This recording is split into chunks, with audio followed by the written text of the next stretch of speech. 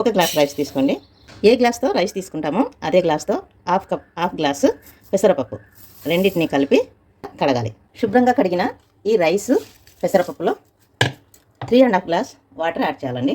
ఇప్పుడు వీటిని ఒక 20 మినిట్స్ ఖచ్చితంగా నానాలండి. సరిపోయినంత సాల్ట్, అలాగే ఆయిల్ వేయాలండి 1 స్పూను.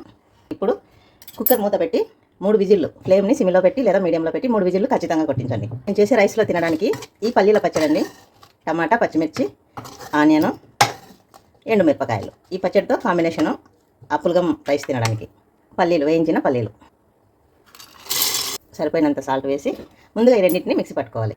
మిక్సీ పట్టిన పల్లీల పొడిలో ఎండుమిరపకాయలు, పచ్చిమిరపకాయలు, టమాటాలు కొద్దిగా వాటర్ యాడ్ చేసి దీన్ని మిక్సీకి వేసుకోవాలి. ఇంకోసారి ఒక్క గర్ర వేసుకోండి. ఎక్కువ వేస్తే స్మాష్ అయిపోతుంది, తినడానికి పచ్చడి బాగుండదు.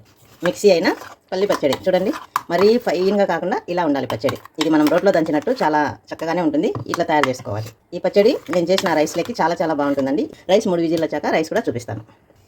ఫ్రెండ్స్, పులగం ఇది మా కర్నూలు జిల్లాలో మేము పులగమే అంటామండి. కొన్ని ప్రాంతాలలో దీన్ని కిచిడి అంటారు, కొంతమంది పొంగలి అంటారు.